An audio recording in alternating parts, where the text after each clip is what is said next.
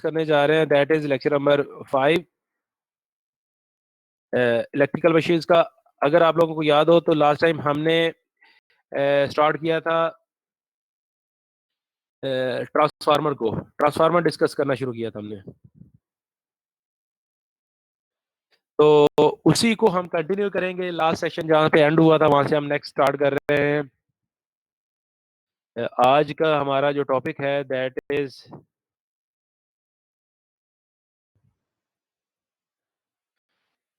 हमने अभी तक, अगर आपको याद हो तो हमने बात की थी अभी हम जितनी भी कन्वर्सेशन कर रहे थे इससे पहले ट्रांसफार्मर से रेलेवेंट वो थी आइडियल ट्रांसफार्मर के केस में।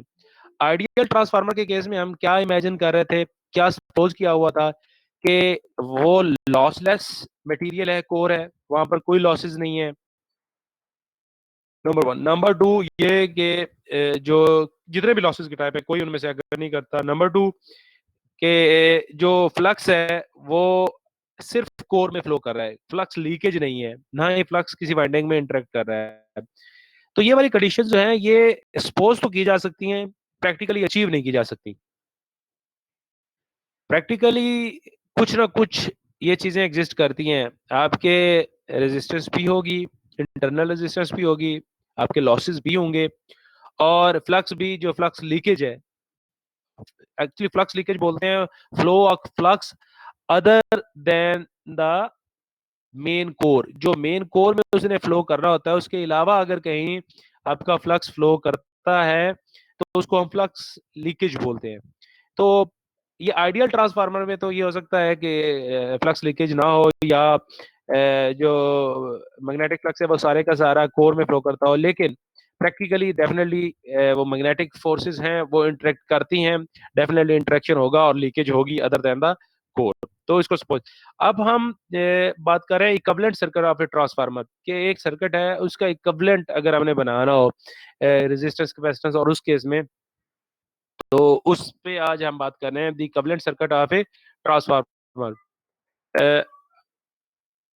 The losses that occur in real transformer have to be accounted for in any accurate model of transformer behavior. तो जब भी हम किसी भी रियल ट्रांसफार्मर की बात करेंगे तो उसमें जो है वो बहुत सारी चीजों को, लॉसेस को स्पेशली अकाउंटेबल होंगे, अकाउंट किया जाएगा। तो द मेन या major items to be considered in the construction of such a model are number 1 copper losses. Copper losses क्या होते हैं? Copper losses are the resistive heating losses, that is I square R losses in the primary and secondary winding of the transformer. जो आपकी transformer की winding है, पहले ideal transformer में हम ये सपोज कर रहे हैं कि उसकी इंटरनल रेजिस्टेंस नहीं है, लेकिन प्रैक्टिकली जो है वो रियल ट्रांसफार्मर में उनके अंदर रेजिस्टेंस होती है, और जहां पर भी रेजिस्टेंस होगी जब उसमें से करंट फ्लो करेगा तो आई स्क्वायर आर या हीट लॉसेज जनरेट होंगे। तो कॉपर लॉसेज क्या है? Are the resistive heating losses in the primary and secondary winding of the transformer. They are proportional to the square of the current in the winding. क्योंकि I square are होता है copper losses, तो current जितना ज्यादा होगा उतनी ये losses ज्यादा होंगे, इसलिए इनको आई स्क्वायर आर लॉसेज बोलते हैं। दैट इज पावर का आपको एक फार्मूले का पता है, that is equal to I square R के। तो जितना करंट ज्यादा होगा उतना पावर लॉसेज ज्यादा होंगे, उतनी in the form of heat जो है वो रेजिस्टिव हीट लॉस ज्यादा होगा। इसको बोलते हैं कॉपर लॉसेज। नंबर 2 पर आते हैं eddy current losses. Eddy current losses are resistive heating losses, ये भी वही है, हीट लॉस ही है in the core of the transformer. Basic difference क्या है? कॉपर लॉसेज किधर है? वाइंडिंग में, प्राइमरी और सेकेंडरी वाइंडिंग में। एडी करंट लॉसेज कहां पर है? कोर के अंदर। They are proportional to the square of the voltage applied to the transformer. और ये डायरेक्टली प्रोपोर्शनल किसके हैं? अप्लाइड वोल्टेज के। ठीक है जी।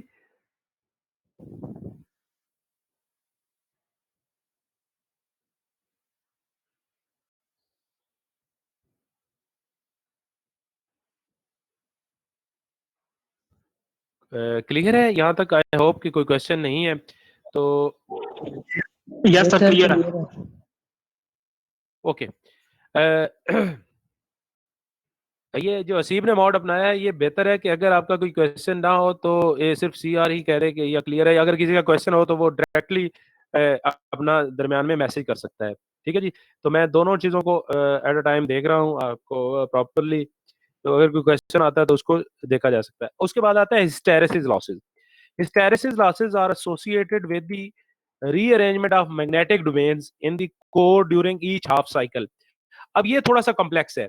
हिस्टेरेसिस लॉसेस ये क्या होता है कि जो हमारे पास मैग्नेटिक फील्ड है ना that is associated with frequency. और आपको पता है कि हर साइकिल के बाद एसी की अगर आप बात करें तो हर हाफ साइकिल के बाद फ्रीक्वेंसी चेंज होती है, पॉजिटिव और नेगेटिव डोमेन में आती है। तो जैसे ही आप इसको रीअरेंजमेंट आती है, उस रीअरेंजमेंट ये कह रहे हैं कि पॉजिटिव से जब आप नेगेटिव में जाते हैं और नेगेटिव से पॉजिटिव में आते हैं, तो उसकी वजह से जो लॉसेस जनरेट होते हैं उनको बोलते हैं हिस्टेरेसिस लॉसेस। ये बेसिकली कॉम्प्लेक्स है, non linear function of voltage applied to the transformer. ये आप इसको जैसे पहले हमने बात की एडी लॉसेस की वोल्टेज के डायरेक्टली प्रोपोर्शनल है स्क्वायर के। ये उस तरह से नहीं है, इनका बिहेवियर है वोल्टेज डिपेंडेंट, क्योंकि वोल्टेज में ही आपको पता है पॉजिटिव हाफ साइकिल और नेगेटिव हाफ साइकिल आता है। तो ये वोल्टेज डिपेंडेंट है लेकिन इनका बिहेवियर लीनियरली डिफाइंड नहीं हो सकता, ये कम्प्लेक्स है। इनकी वजह से हार्मोनिक्स जनरेट होते हैं।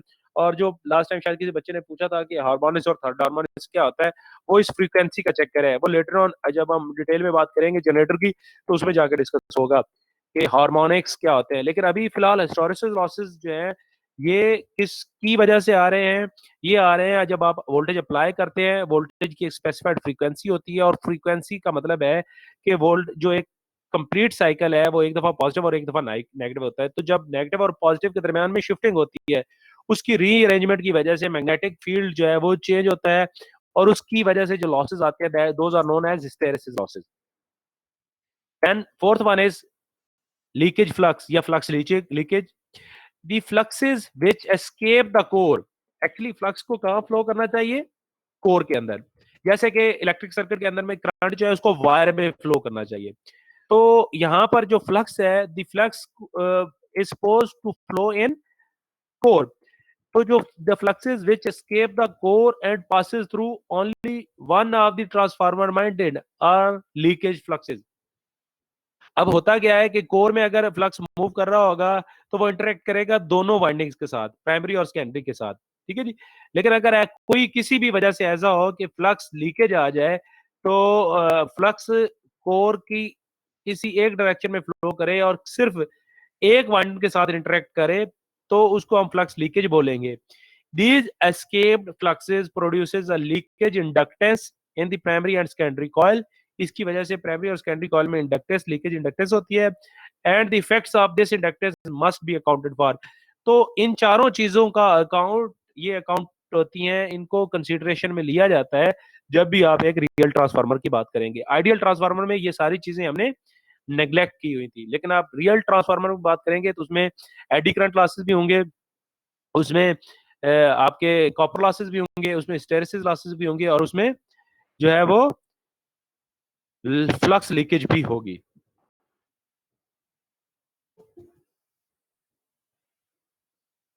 ओके जी। यहाँ पर क्वेश्चन है किसी बच्चे का, वो जरा मैं एक सेकंड ठहरे जी। यहाँ पर है message linear and non linear function का थोड़ा एक्सप्लेन कर दें प्लीज। अच्छा, ये असीम ने पूछा है। उसके बाद है साकिब है, the flux is not connected with any winding, it is leakage flux. अच्छा ठीक है। और किसी का क्वेश्चन, अभी फिलहाल मैं इन दोनों क्वेश्चंस को दोबारा से क्लियर कर दूं बच्चे। सपोज होता क्या है कि जब हम प्राइमरी साइड को सोर्स के साथ कनेक्ट करते हैं, ज़हन में रखिएगा पिछली दफा भी मैंने बताया था कि primary of the transformer should be connected to the source and secondary should be connected to the load. जब प्राइमरी में हम सोर्स अप्लाई करते हैं दैट मींस वोल्टेज अप्लाई करते हैं तो उसमें करंट फ्लो करेगा। करंट जब भी किसी कॉइल में से गुजरता है तो मैग्नेटिक फ्लक्स प्रोड्यूस करता है। ये मैग्नेटिक फ्लक्स कोर में से गुजर कर इंटरेक्ट करेगा सेकेंडरी कॉइल के साथ। जब ये सेकेंडरी कॉइल को टच करेगा तो कोई भी वोल्टेज दो तरह से इंड्यूस हो सकते हैं। दो चीजें हैं, ये बेसिक पहले फंडामेंटल में मैंने पढ़ाया था कि जब फ्लक्स किसी कंडक्टर को कट करेगा तो उसमें ईएमएफ इंड्यूस होगी। पहला रूल ये है। फ्लक्स जब भी किसी कंडक्टर को कट करेगा उसमें ईएमएफ इंड्यूस होगी। दूसरी ये कि जब भी किसी कॉइल में से करंट गुजरेगा तब भी उसमें ईएमएफ इंड्यूस होगी। इसमें दो चीजें हैं, दोनों में से एक चीज स्टेशनरी और दूसरी रोटेटिंग होनी चाहिए। फॉर एग्जाम्पल, अगर हम फ्लक्स की बात करें तो फ्लक्स रोटेटिंग का मतलब क्या है कि फ्लक्स कम या ज्यादा हो रहा है, वेरिएबल फ्लक्स है। ठीक है जी। और जब हम कॉइल की बात कर रहे हैं तो कॉइल अप्लाइड वोल्टेज जो है, इंड्यूस्ड वोल्टेज जो है, वो वेरिएशन हो सकती है, उनकी करंट कम या ज्यादा हो सकता है। ठीक है जी।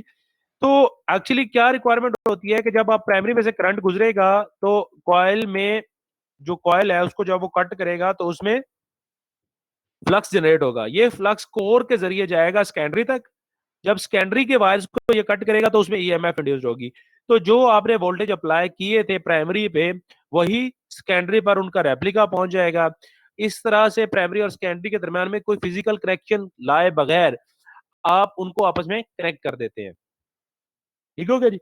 तो अगर कोर में से फ्लक्स किसी एक कॉइल में, फॉर एग्जांपल प्राइमरी से कोर में गया और सेकेंडरी में नहीं गया, तो वो कहीं और ड्रॉप हो गया, थ्रू एयर हुआ, कोर में कोई ब्रेकेज थी, किसी भी वजह से वो सेकेंडरी के पास नहीं पहुंचा, तो इसको बोलेंगे फ्लक्स लीकेज।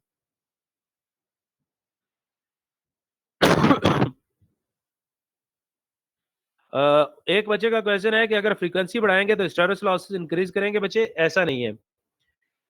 जो फ्रीक्वेंसी का रिलेशन है इसके साथ लॉसेस के साथ, ये बड़ा कॉम्प्लेक्स है। वो एक्चुअली है क्या कि जब आप साइकिल जनरेट करते हैं ना तो हार्मोनिक्स जनरेट होते हैं। हार्मोनिक्स मतलब होता है उसका रेप्लिका। एक्चुअली वेव को हाफ साइकिल को कंप्लीट होना चाहिए और उसके बाद दूसरा साइकिल आना चाहिए, लेकिन जो आपका पहला साइकिल है उसके कुछ बाकियात जो है वो ट्रेवल करते रहते हैं, उसको बोलते हैं हार्मोनिक्स। अब हार्मोनिक्स जो होते हैं ना, ऑड हार्मोनिक्स, उनको कंसिडर किया जाता है और वो ज्यादा जो है ना, अब जब वो फ्रीक्वेंसी ट्रेवल कर रही है, एक्चुअली तो पहले साइकिल के बाद दूसरा आ गया, तो पहले साइकिल को खत्म हो जाना चाहिए, उसके इफेक्ट्स खत्म हो जाने, लेकिन उसकी वजह से एक इफेक्ट रहता है और वो जो इफेक्ट है वो एक्चुअली लॉस जनरेट करेगा। इसको हिस्टेरेसिस लॉसेस बोलेंगे और इसका फ्रीक्वेंसी के साथ डायरेक्टली प्रोपोर्शनल नहीं है। ये हार्मोनिक्स डिपेंडेंट होता है कि आपकी एक्चुअल फ्रीक्वेंसी कितने हार्मोनिक्स जनरेट करेगी। अब हार्मोनिक्स पढ़ाने के लिए आपको पीछे आपने दो कोर्सेज पढ़े होंगे इलेक्ट्रॉनिक सर्किट डिवाइसेस का, उसमें हार्मोनिक्स कैसे जनरेट करते हैं। मतलब आप अगर ऑसिलेटर पढ़े होंगे आपने तो उसमें हार्मोनिक्स की बात आपने लाजमी पढ़ी होगी कि वोल्टेज कंट्रोल ऑसिलेटर्स जब ऑसिल फ्रीक्वेंसी जनरेट होती है तो उसकी वजह से क्या हार्मोनिक्स का इफेक्ट क्या होता है, तो ये वहां पर होता है। लेकिन मैं अभी यहाँ आपको ये बता दूं कि ये जो वोल्टेज के अंदर फ्रीक्वेंसी का शिफ्ट आता है, मतलब फेज का शिफ्ट आता है positive half cycle negative cycle का, इसका एक्चुअली तो रिक्वायरमेंट आइडियली ये है कि एक साइकिल के बाद इसको खत्म हो जाना चाहिए। लेकिन मुनीब बच्चे, आपका क्वेश्चन है फ्लक्स और वेलोसिटी का क्या रिलेशनशिप है। मैंने अगर आपको फ्लक्स और वेलोसिटी का रिलेशनशिप जो है वो V is equal to I L cross B पढ़ाया था। अगर आपने पिछले फार्मूलाज अगर आपको याद हो तो वहां से आप देख सकते हैं, ये लेक्चर नंबर 1 में ये डिटेल में डिस्कस की गया है ये चीजें, 1 और 2 में। तो नेक्स्ट हम मूव करते हैं। मैं हमेशा आपसे रिक्वेस्ट ये करता हूं कि आप लोग जो है ना पहला लेक्चर जो है वो देख लिया करें और उससे रेलिवेंट क्वेश्चन तभी क्लियर कर लिया करें, फिर बंदा नेक्स्ट आगे मूव करना आसान होता है। आई होप कि असीब आप रिकॉर्डिंग कर रहे होंगे।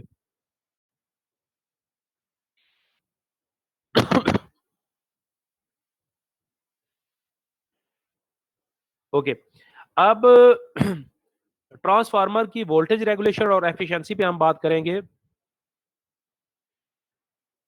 Because a real transformer has series impedance with it, the output voltage of a transformer varies with the load even if the input voltage remains constant। अब अगर हम इनपुट वोल्टेज अगर हमारे कांस्टेंट रहते भी हैं और हम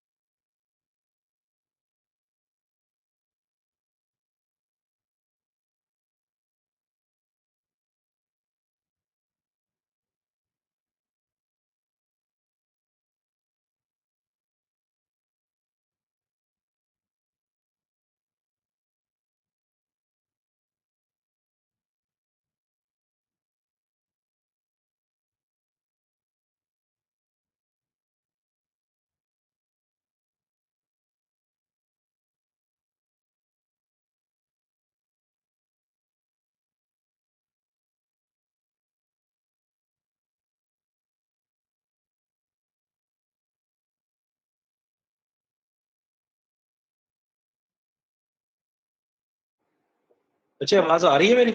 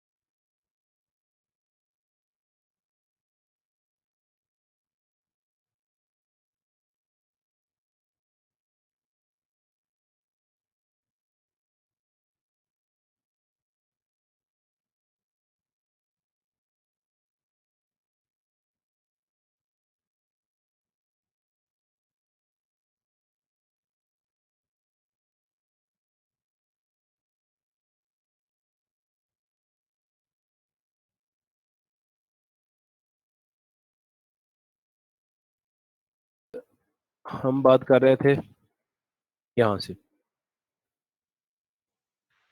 ओके जी। अ, हम अब डिस्कस कर रहे थे वोल्टेज रेगुलेशन को या और एफिशिएंसी को, ट्रांसफार्मर की क्या चीज है। जी बच्चे, कोई इशू है?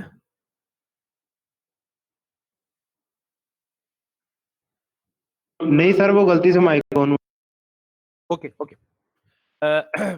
अब हम बात कर रहे थे कि पहले हमने आइडियल ट्रांसफार्मर को कंसीडर किया था।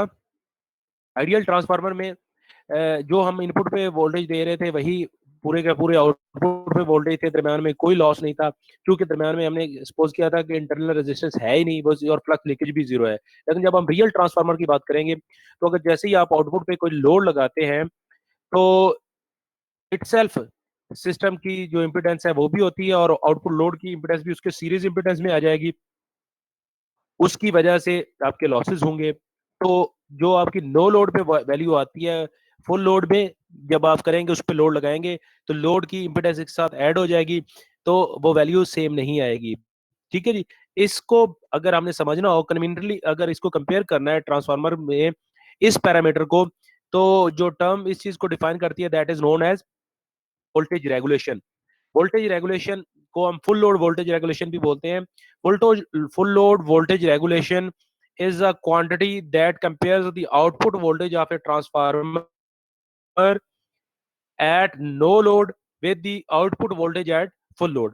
क्या करते हैं कि आपने आउटपुट पे आउटपुट चेक कर रहे हैं, आउटपुट वोल्टेज चेक कर रहे हैं, आपने इनपुट पे वोल्टेज सेम रखे हैं, आउटपुट पे वोल्टेज चेक करते हैं एट नो लोड, जब आपने कोई लोड नहीं लगाया और फिर आप चेक करते हैं लोड लगा कर, तो उन दोनों की वैल्यू जब आ जाएगी तो उसको अगर इस इक्वेशन में पुट करें जिसके मुताबिक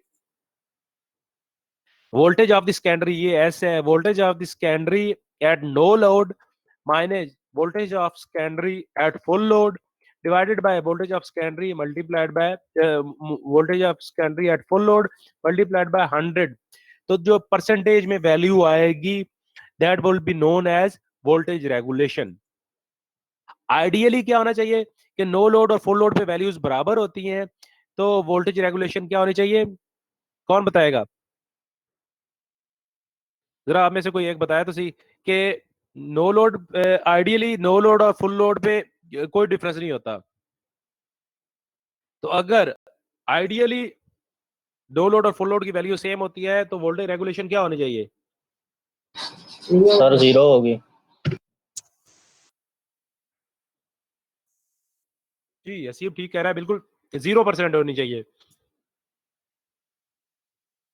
इन केस ऑफ जी 0 होगी जाइए, क्योंकि नो लोड ऑफ 40 थी कांस्टेंट की जो टर्न रेशियो है N1/N2 या NP/NS is equal to VP over VS, और NP/NS को हमने कहा था कि ये एक कांस्टेंट है, ए के बराबर है। अगर वहां से हम वैल्यू निकालें तो VP/VS इज इक्वल टू ए, और अगर वहां से VS की वैल्यू निकालें तो that will be equal to VP/A। अब अगर इस वैल्यू को, वो सेकेंडरी की इस वैल्यू को वोल्टेज रेगुलेशन की एक्सप्रेशन ये जो पिछले वाली है इसमें पुट कर दें, तो सेकेंडरी की जगह पे आ जाएगा VP over A minus VS. ये नो लोड पे है सेकेंडरी और वो बराबर होते हैं, तो इसलिए सिर्फ यहाँ पर नो लोड पे लगा सकते हैं। फुल लोड में तो डिफरेंस आता है ना, इसलिए फुल लोड पे ये फार्मूला नहीं लगा सकते। तो VP over A minus V secondary at full load divided by V secondary at full load multiplied by 100। Usually it is good practice to have a small as a voltage regulation as possible। जितनी कम हो सके ideally ये हमारे लिए बेहतर है। Ideal transformer case में हमने कहा कि ये वैसे ही 0% होती है, क्योंकि नो लोड के ऊपर और फुल लोड के ऊपर वोल्टेज सेम होती है, तो 0 माइनस 0 0 आ जाएगा। But it is not always a good idea to have a low voltage regulation. बहुत सारे ट्रांसफार्मर की एप्लीकेशन है जहां पर लो वोल्टेज जो है वो कंसिडरेबल नहीं होती। Through sometimes though sometimes high impedance and high voltage regulation transformers are deliberately used to reduce the fall currents in a circuit। अगर सर्किट करंट्स की बात करें तो उसमें हाई इम्पिडेंस ट्रांसफार्मर यूज किए जाते हैं, और उस केस में वोल्टेज रेगुलेशन जो है वो जीरो वाली या लो वो जो है वो सूटेबल नहीं होती। ये इसकी स्पेसिफिक एप्लीकेशन है, ये लेटर ऑन हम देखेंगे इसको इंशाल्लाह। तो अब ये बात थी, हमने अभी यहाँ तक बात की थी वोल्टेज रेगुलेशन की। अब हम दूसरी बात को डिस्कस करेंगे, ट्रांसफार्मर एफिशिएंसी को। सबसे पहले तो एफिशिएंसी क्या होती है ये हमें पता होना चाहिए। जब भी हम बात करते हैं एफिशिएंसी की, तो उसका मतलब है कि आपने इनपुट क्या किया या आपने खर्चा क्या किया और आपको रिटर्न में क्या मिला, आउटपुट क्या है। इन दोनों की जो रेशो होती है ना, वो हमेशा एफिशिएंसी कहलाती है। आपने कितने पैसे खर्च किए और उसके बदले में आपको क्या चीज मिली, वो वैल्यू जो है वो बताएगी कि एफिशिएंट कितनी चीज थी ये, क्या उन पैसों के बराबर थी भी नहीं की। सिमिलरली अगर हम पावर की बात करें, तो इनपुट पे आपने कितनी पावर दी और आउटपुट पे आपको जो पावर मिली, वो उसकी रिलेशनशिप निकालेंगे। अगर उसको P out over P in का रिलेशन निकालेंगे और उसको हम एफिशिएंसी बोलेंगे। Transformers are also compared and judged on their efficiencies. The efficiency of a device is defined by the equation eta is equal to P out divided by P in multiplied by 100। तो ये value percentage में आएगी कि आपका transformer कितने percent efficient है। ठीक है, एफिशिएंसी दूसरी चीज ये भी बताती है इन अदर वर्ड्स कि लॉसेस कितने हैं, चीज में नुकसान कितना हो रहा है। आपने 100 रुपए लगाए और आउटपुट भी आपको 100 रुपए मिली, तो लॉसेस कोई नहीं थे लेकिन गेन भी कोई नहीं हुआ।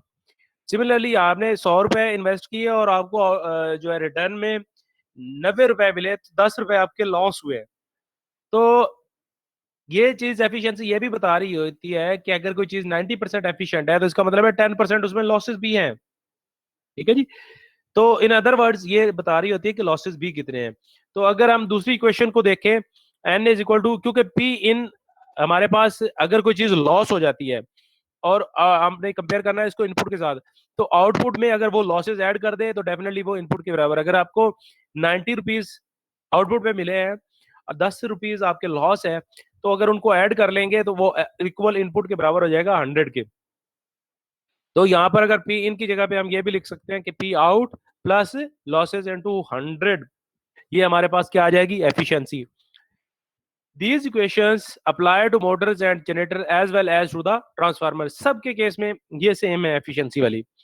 The transformer equivalent circuit may be make efficiency calculations easy। जब आपने efficiency calculations करनी है तो ट्रांसफार्मर के equivalent circuit ड्रा करेंगे हम। ओके जी, आगे to calculate the efficiency of a transformer at a given load, किसी भी एक स्पेसिफिक लोड के ऊपर just add the losses from each resistor. हर रजिस्टर में से जितना लॉस हो रहा है उसको ऐड कर देना। रजिस्टर की जगह पे इंपीडेंस भी हो सकती है, इंपीडेंस ही होती है। Since the output power is given by, जो ट्रांसफार्मर के केस में अगर हम बात करें तो आउटपुट पावर किसके बराबर होती है, secondary voltage multiplied by secondary current, और इन दोनों के दरमियान में जो एंगल है ये cos theta actually power factor को रिप्रेजेंट करता है। पावर फैक्टर बताता है कि करंट और वोल्टेज के दरमियान में कितने एंगल की लीडिंग या लैगिंग है। In case of inductor current lag कर रहा होता है, in case of capacitor current lead कर रहा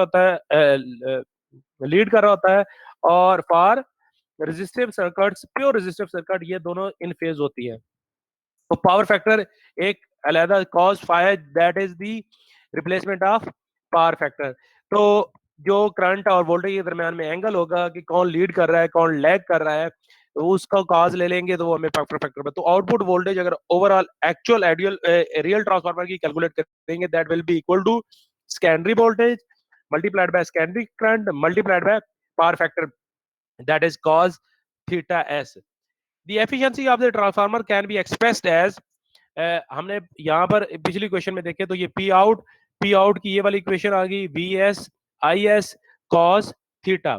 अभी आप सेकेंडरी की बात कर रहे हैं तो एस हटा रहे हैं, तो ये थीटा इक्वल करने के लिए थीटा एस भी लिख सकते हैं, थीटा भी लिख सकते हैं। और यहाँ पर हमने बात की कि पी आउट का फॉर्मूला तो वही रहा, P S I S cos theta S. और साथ में यहाँ पर हमने बात की थी लॉसेस की। तो लॉसेस कौन कौन से हैं? दो तरह के लॉसेस हैं, एक कॉपर लॉसेस है जो वाइंडिंग में आते हैं, दूसरे कोर लॉसेस है। दो तरह के लॉसेस हैं, तो उनको ऐड कर देंगे कॉपर लॉसेस को और कोर लॉसेस को आउटपुट के साथ, तो ये इनपुट के बराबर हो जाएगी। तो ये दूसरा फार्मूला है एफिशिएंसी को कैलकुलेट करने का। यहां तक किसी बच्चे का कोई क्वेश्चन है तो वो पूछ सकता है प्लीज।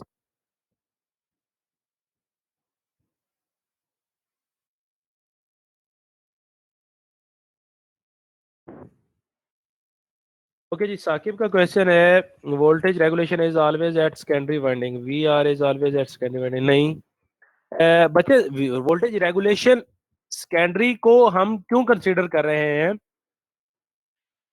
प्राइमरी पे तो हम लोड दे देते हैं ना, सॉरी प्राइमरी पे को तो हमने सोर्स के साथ कनेक्ट किया हुआ है। एक्चुअली हम जहाँ से सर्किट की परफॉर्मेंस चेक करेंगे वो सेकेंडरी ही होगी, तो हमने लोड लगाना ही सेकेंडरी पर है। और वेल्डर रेगुलेशन में नो लोड और फुल लोड की कंडीशन है, तो लोड आपने सेकेंडरी पर ही लगाना है। इस वजह से voltage regulation is always in terms of secondary winding.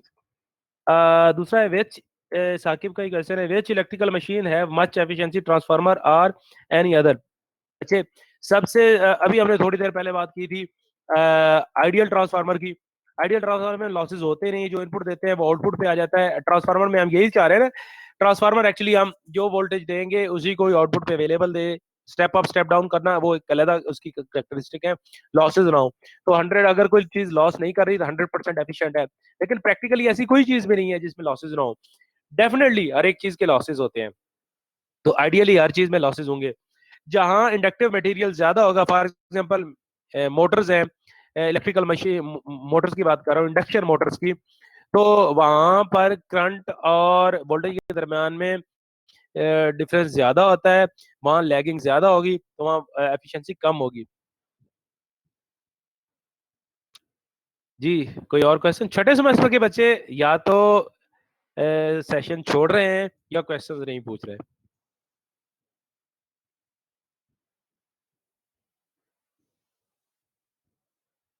No sir, clear हो रही है चीजें काफी। कौन बात कर रहा है? मोहित?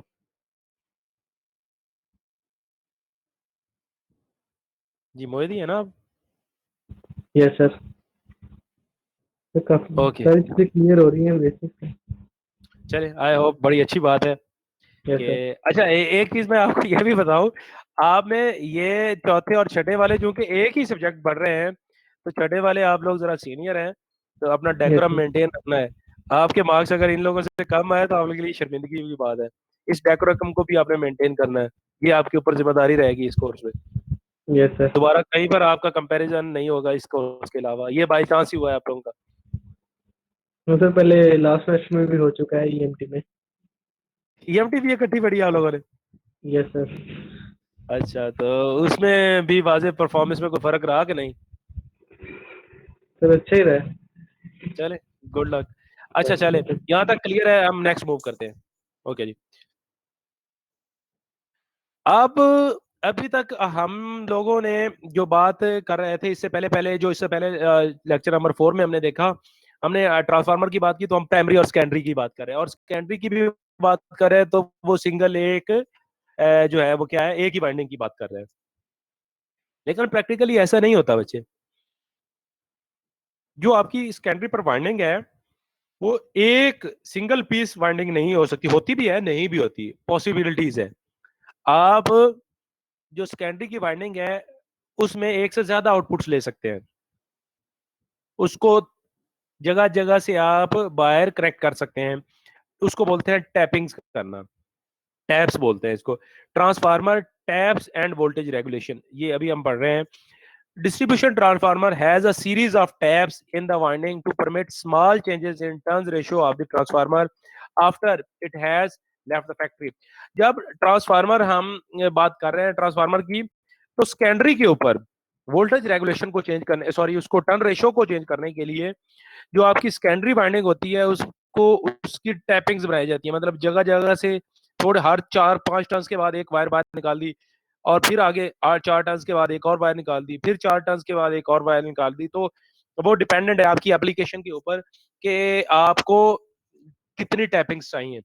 ये जो आप थोड़े थोड़े इंटरवल के बाद वायर को बाहर निकालेंगे, इसको बोलेंगे टैप्स, और इस प्रोसेस को बोलते हैं tapping. A typical installation might have 4 tapping taps in addition to the nominal setting with a spacing of 2.5% of full load voltage between them. Such an arrangement provides for adjustment up to 5% above or below the nominal voltage ratings of the transformer.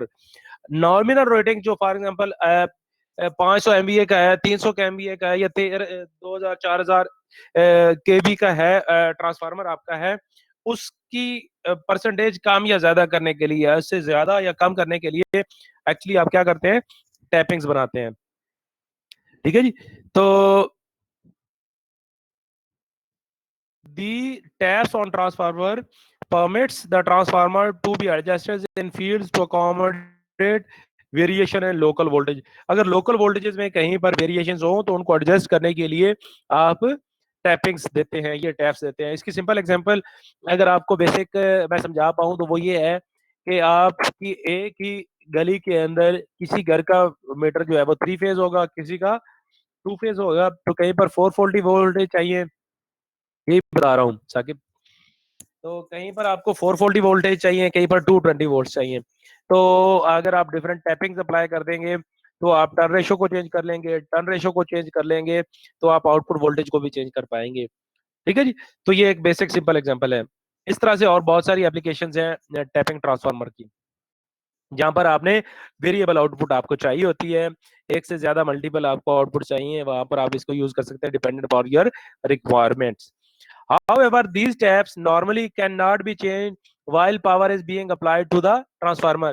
आप जो transformer में जब आप इसको supply आप कर देते हैं, पावर दे देते हैं, तो उसके बाद आप ये नहीं कर सकते कि वो एक टैपिंग पे काम कर रहा है 440 पे और आप क्लिक करें और वो 220 पे आ जाए, फिर आप क्लिक करें वो 440 पे वापस चला आ जाए। टैपिंग के दरमियान में जब आपने पावर अप कर दिया तब आप इसको चेंज नहीं कर सकते, जब तक आप पावर अप नहीं किया तब तक आप टैपिंग्स जो है वो चेंज कर सकते हैं, अगर इवन दो अगर आपके पास टैपिंग्स अवेलेबल है तब भी। They must be set once and left alone, एक दफा सेट करनी है और उसके बाद आपने छोड़ देना है, वो उसी टैपिंग पे काम करेंगे। Sometime a transformer is used on a power line whose voltage varies widely with the load. एक ऐसा ट्रांसफार्मर हमने यूज किया है एक ऐसी लाइन के साथ जिसके वोल्टेज जो है वो वेरी करते रहते हैं, कभी ज्यादा लोड आ जाता है, कभी उस पर कम लोड आता है। तो such voltage variations might be due to the high line impedance, impedance की लाइन ज्यादा हो सकती है। अब इंपीडेंस की लाइन कैसे ज्यादा होती है, ये जब आप पावर का कोर्स पढ़ेंगे तो उसमें बड़ी डिटेल में पढ़ाया जाएगा आपको, लेकिन मैं थोड़ा सा आपको आइडिया दे देता हूँ। जैसे जैसे लाइन की ट्रांसमिशन लाइन की लेंथ बढ़ाते जाते हैं ना, तो लेंथ जो है वो उसके डिस्टेंस के इंपीडेंस के डायरेक्टली प्रोपोर्शनल होती है। तो जितनी लेंथी आपकी ट्रांसमिशन लाइन होगी उतनी उसकी इंपीडेंस ज्यादा होगी। तो अगर आप हाई इंपीडेंस लाइन की बात कर रहे हैं, यानी कि जनरेटर और पावर स्टेशन जो है उनके दरमियान में जो डिस्टेंस है वो ज्यादा है, वो ज्यादा होगा तो आपकी इंपीडेंस ज्यादा होगी। सच अगर इंपीडेंस ज्यादा होगी तो वोल्टेज ज्यादा कंज्यूम होंगे। So voltage variations might be due to the high line impedance between the generator on the power station and that particular load, perhaps it is located far out in the country, तो उसका distance ज्यादा है, transmission line का distance ज्यादा है जो कि direct proportional impedance के, तो डेफिनेटली उसकी वजह से पावर वेरिएशंस आएंगी। Normal loads need to be supplied an essential constant voltage, जो नॉर्मल लोड है हमारे उनको एक कांस्टेंट वोल्टेज सप्लाई चाहिए होती है। How can a power company supply a controlled voltage through high impedance lines to loads which are constantly changing?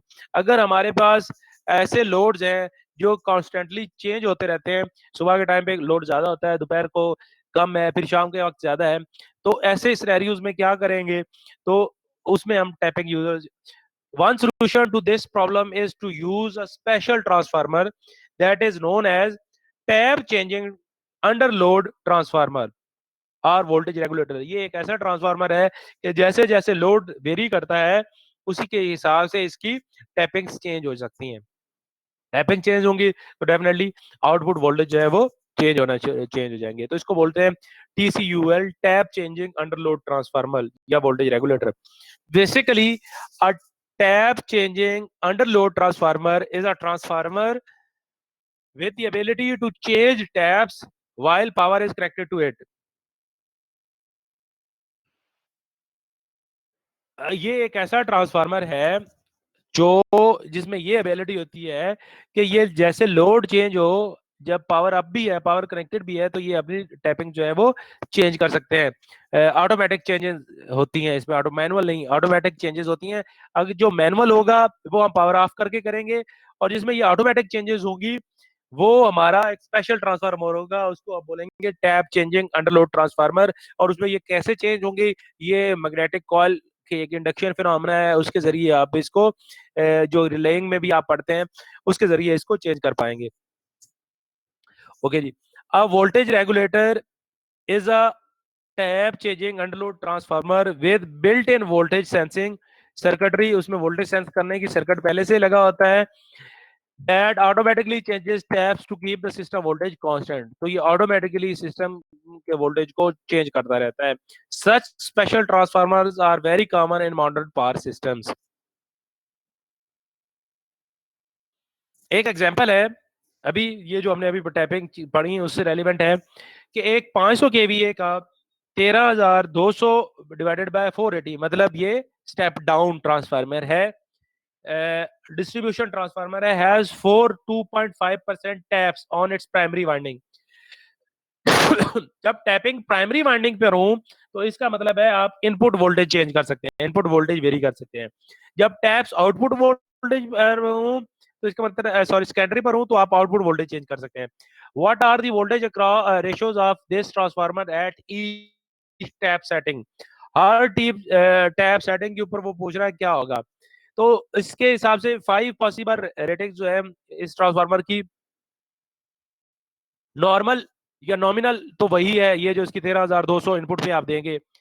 अब उसके में बताया कि 4 है, एक तो आप नॉर्मल ये सेट कर सकते हैं और 4 जो है वो 2.5 के डिफरेंस से होगी। तो एक नॉर्मल से 2.5% ज्यादा और फिर 2.5 से 2.5% ज्यादा हो गया। इसी तरह से नॉर्मल से 2.5% कम और फिर 2.5 यानी -5% टैपिंग होगी। अगर आप 13200 का 5% लेके उसको ऐड कर देंगे 13200 में तो ये 13860, इसी तरह से 2% 2.5% वो 13530, नॉमिनल जो है वो 13200, और इसी तरह से उसको माइनस करते जाएंगे तो 12000 और 12540 है वो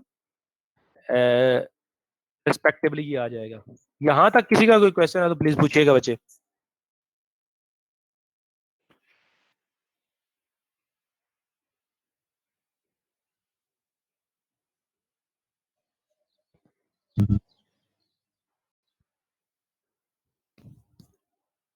कोई क्वेश्चन नहीं है? ट्रांसफार्मर में आयल कौन सा यूज होता है? दोबारा पूछे प्लीज। ट्रांसफार्मर के अंदर आयल कौन सा यूज होता है? ऑयल कौन सा यूज होता है? Yes sir. अच्छा, ट्रांसफार्मर के अंदर पहले तो ये आपको पता है कि ऑयल यूज क्यों होता है? पहले क्वेश्चन ये होना चाहिए था। ये कौन है आप? सर ये कूलिंग के लिए इंसुलेशन के लिए यूज होता है सर। किसके लिए? कूलिंग के लिए सर। कूलिंग के लिए यूज होता है। ठीक है। सर हाँ जी, तो ये एक स्पेशल जो है ना वो ऑयल होता है, ट्रांसफार्मर ऑयल के नाम से इसको जाना जाता है। तो ये यूज किया जाता है, उसकी एक स्पेसिफिक थिकनेस लेवल होती है, विस्कोसिटी लेवल होता है, तो उसी के साथ जिस तरह से आप मोबाइल ऑयल या मिट्टी का तेल नहीं इस्तेमाल कर सकते, उसको वो एक अलग से ऑयल होता है, जिस तरह गाड़ी का ऑयल होता है। हर एक चीज के लिए एक्चुअली ऑयल वेरी करते हैं इसकी विस्कोसिटी के हिसाब से। थर्मोडायनामिक्स केमिस्ट्री आपने पढ़ी होगी, मैंने तो नहीं पढ़ी थी वैसे, लेकिन थोड़ा सा सुना है कि विस्कोसिटी वो जो है ना उसकी किसी भी लिक्विड की, उसके हिसाब से इसको यूज किया जाता है। तो ट्रांसफार्मर ऑयल एक अलग से सेपरेट ऑयल यूज किया जाता है। Okay sir, thank you sir. किसी और का कोई क्वेश्चन नहीं है? सर हम जरा फिर स्पीडली चलें, लेक्चर का टाइम खत्म हो रहा है। ओके, उसके बाद हम बात करते हैं, अभी हमने जितनी बात की वो सिंगल फेज ट्रांसफार्मर की। पहले हमने पढ़ा था आइडियल, फिर रियल, अब रियल सिंगल फेज की बात कर रहे थे, अब हम 3 फेज की बात करेंगे। अगर आपने देखा होगा तो जितनी भी ट्रांसमिशन से लेके जहां तक हमारी डिस्ट्रीब्यूशन है, यहाँ पर जितने भी ट्रांसफार्मर यूज होंगे या जितनी भी ट्रांसमिशन लाइन है, वो एक्चुअली बेसिकली 3 फेज है बाय नेचर। तो हमारा मेजर कंसर्न 3 फेज ट्रांसफार्मर के साथ रहेगा। Almost all the major power generation and distribution system in the world today are 3 phase AC system. Transformers of 3 phase circuits can be constructed in one of two ways. दो तरीके से आप 3 phase transformer बना सकते हैं। पहला तरीका, one approach is simply to take 3 single phase transformer, जो आपने पहले पढ़े हैं, सिंगल फेज ट्रांसफार्मर 3 बोले लें, and connect them in a 3 phase bank. 3 phase के स्पेशल कनेक्शंस होते हैं आई और डेल्टा, तो उन कनेक्शन के हिसाब से आप इसको कनेक्ट कर दें तीनों अलग-अलग सिंगल फेज ट्रांसफार्मर को, तो ये 3 फेज ट्रांसफार्मर बन जाएगा। या an alternative approach is to make a 3 phase transformer consisting of 3 sets of winding wrapped on a common core. तो एक कॉमन कोर ले, कोर एक ही हो और उसके ऊपर 3 डिफरेंट वाइंडिंग्स हो। एक लेग के ऊपर एक फेज का प्राइमरी और सेकेंडरी हो, दूसरे फेज के लेग के ऊपर दूसरे फेज का प्राइमरी और सेकेंडरी हो, और तीसरी लेग के ऊपर तीसरे फेज का सेकेंडरी और प्राइमरी हो। तो इस तरह से भी आप दो पॉसिबिलिटीज हैं। These two possibility type of transformer construction are shown in the figure in the next slide. तो ये सबसे पहले ये वाला देखें, ये वो ट्रांसफार्मर जिसकी हम बात कर रहे हैं कि कोर तीनों की अलग-अलग है और ये 3 सिंगल फेज ट्रांसफार्मर है। इनको आप आपस में इस तरह से कनेक्ट करें, इनके प्राइमरी और सेकेंडरी को, प्राइमरीज को आपस में और सेकेंडरीज को आपस में कनेक्ट करना है। तो वो कनेक्ट करने के 3-4 डिफरेंट मेथड्स हैं, वो आगे हम चालू के पढ़ रहे हैं इसी लेक्चर के अंदर, तो उनको देखेंगे। एक तरीका तो ये है। दूसरा ये है कि आपने कोर एक ही रखी है, ये देखें कोर एक है सबकी, एक लेग के ऊपर पहले NP1 NP और NS1 है, यानी कि प्राइमरी भी इधर ही है, सेकेंडरी भी इधर ही है, एक फेज की। ये दूसरे फेज की प्राइमरी और सेकेंडरी है, ये तीसरे फेज की प्राइमरी और सेकेंडरी है। तो इन दो तरीके से आप 3 फेज ट्रांसफार्मर्स को डिजाइन कर सकते हैं। Okay then, okay. A single 3 phase transformer is lighter, smaller, cheaper and slightly more efficient, but using 3 separate single phase transformer has the advantage that each unit in the bank could be replaced individually in the event of the trouble.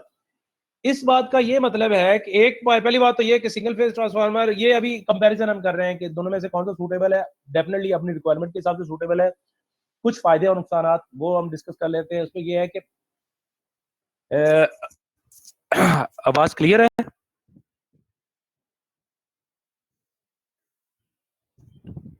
Ji sir. Okay. जब आप एक single phase transformer की बात करते हैं तो वो light होता है, वेट में, साइज में भी छोटा है, चीपर भी है और एफिशिएंट भी ज्यादा है।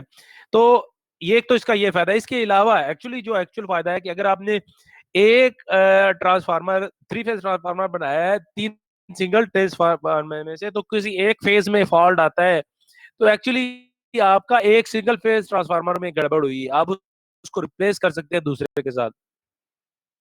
लेकिन अगर आपने एक ही कोर के ऊपर तीनों वाइंडिंग्स की हैं, तीनों फेजेस लगाए हैं, तो अगर किसी एक फेज में प्रॉब्लम आता है तो आप उसको रिप्लेस नहीं कर सकते, उसको आपको ठीक करना पड़ेगा, रिपेयर करना पड़ेगा, रिप्लेस नहीं कर पाएंगे।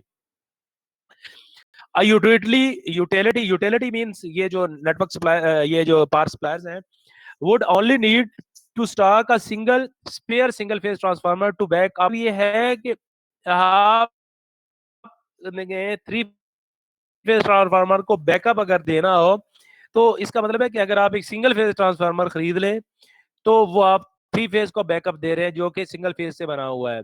जो खराब है सिंगल फेज ट्रांसफार्मर को 3 फेज ट्रांसफार्मर को सिंगल फेज ट्रांसफार्मर से बनाने का। अब बात करते हैं 3 फेज ट्रांसफार्मर के कनेक्शंस की।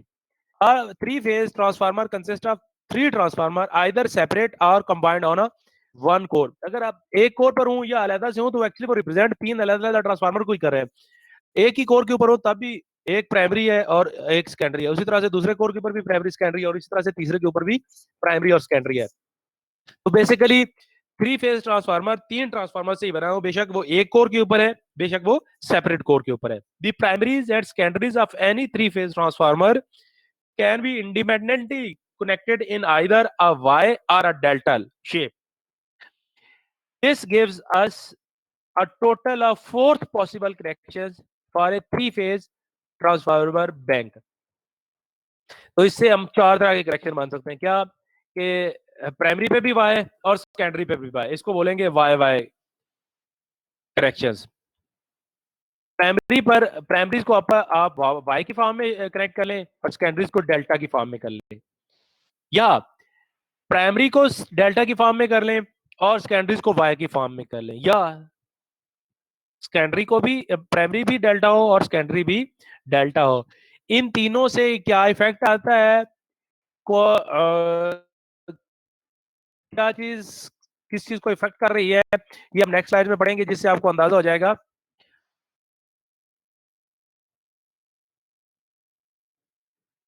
इससे आपको इस बात का अंदाजा हो जाएगा कि कौन सा काम पर यूज करना है।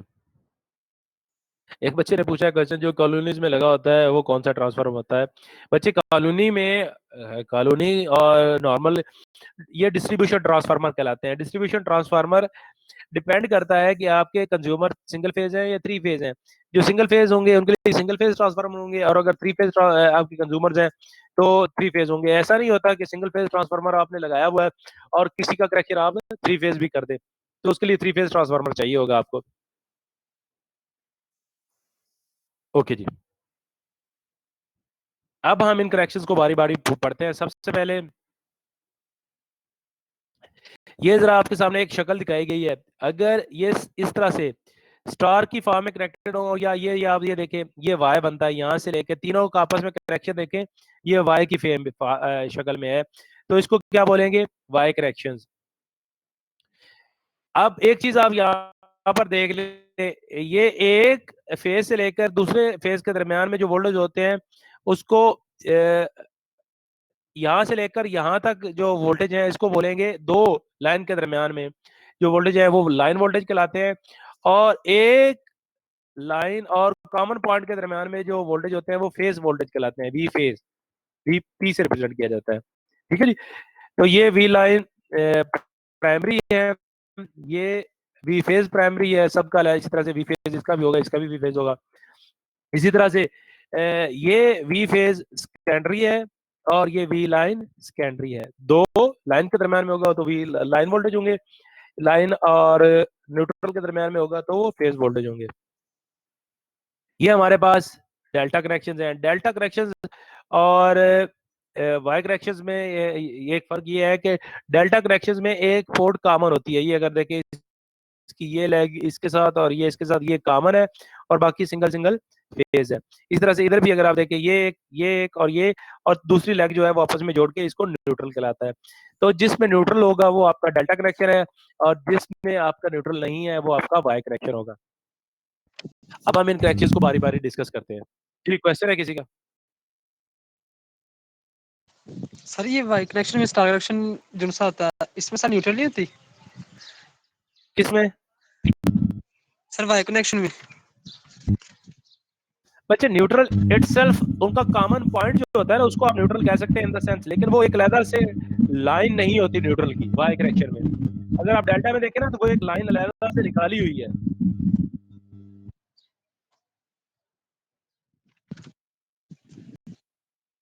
न्यूट्रल वाई एक अलग से उसमें होगी।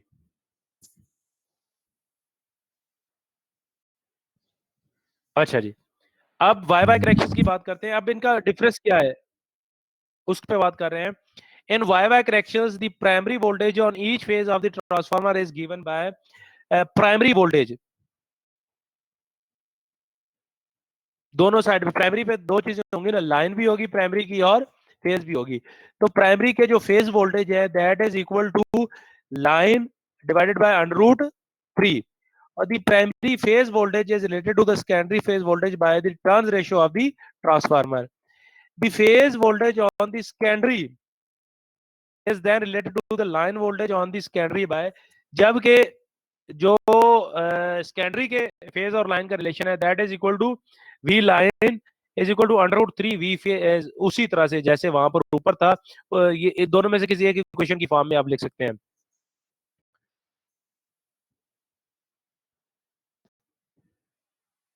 एक्चुअली लाइन वोल्टेज क्या होंगे, under root 3 of V phase primary Y Y corrections में। ठीक है जी, ये है आपका सेकेंडरी पर, प्राइमरी पर भी आपने वाई करेक्शन किया हुआ है और सेकेंडरी के ऊपर भी आपने वाई करेक्शन किया हुआ है।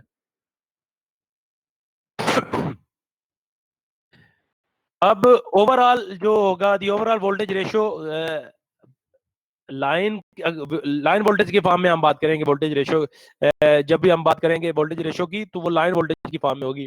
तो वो V line primary divided by V line secondary that is equal to under root 3 V phase primary under root 3 V phase secondary.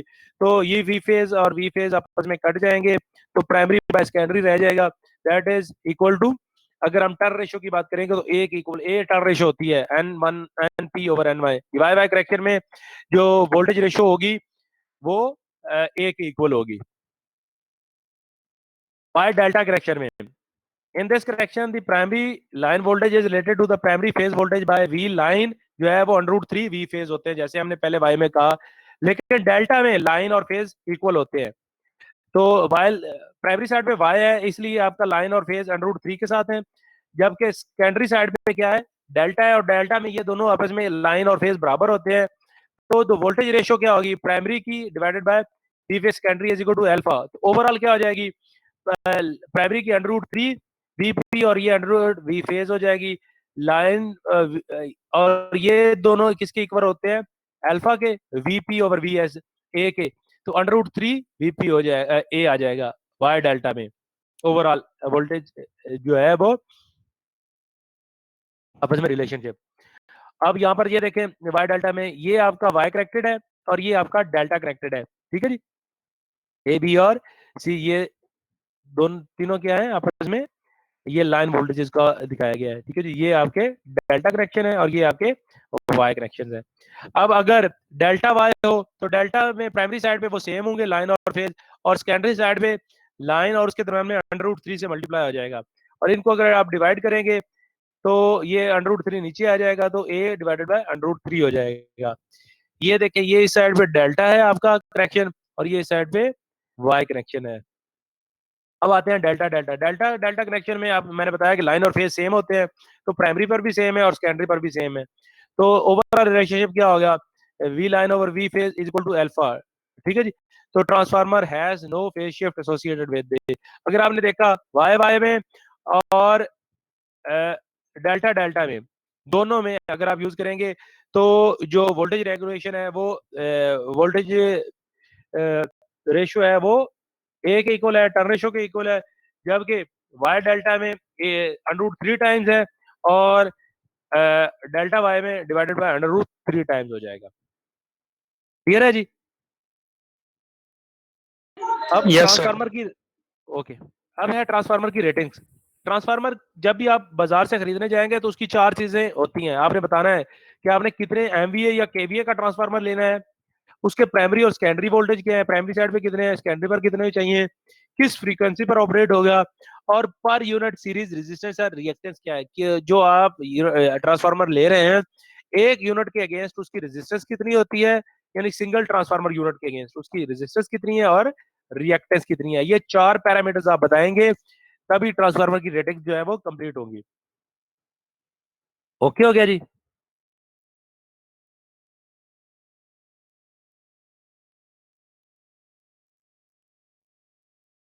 अभी हम